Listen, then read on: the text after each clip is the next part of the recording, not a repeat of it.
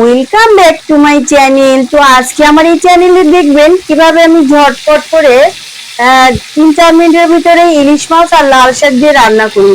তো প্রথমত চুলায় আমি একটা প্যান বসিয়ে দিয়েছি, তার মধ্যে তেল লবণ দিয়ে এগুলো ভেজে নিয়েছি।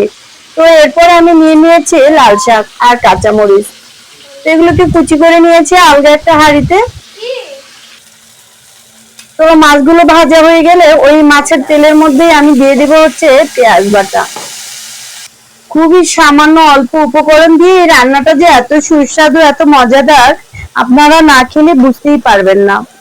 তো এখান দিয়ে আমি এই হলুদ বাটা লবণ এগুলো পরিমাণ মতো দেখে চেখে নিব। তো আর এখান দিয়ে এগুলো ভাজা হচ্ছে, আর ওই পাশে আমার লাল শাকগুলো কমে যাচ্ছে। কমে গেলে একটু হাঁড়িটা চেঞ্জ করে দিব, নেড়ে চেড়ে নিচ্ছি। এখন আমি অন্য একটা হাঁড়িতে শাকগুলো ঢেলে তার মধ্যে মাছগুলো দিয়ে দিলাম। আমার রান্না শেষ।